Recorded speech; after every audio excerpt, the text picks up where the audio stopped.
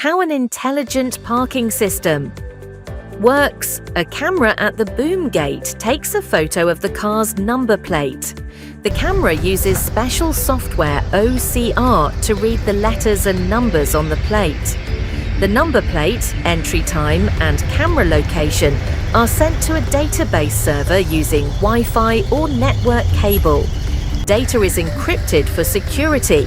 If the system allows entry, e.g. registered user, the boom gate opens automatically.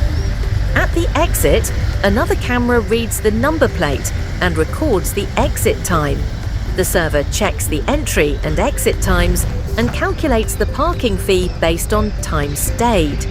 The number plate, entry, exit time, and fee are stored in a secure database. The data is also backed up, copied regularly to a second server or cloud for safety.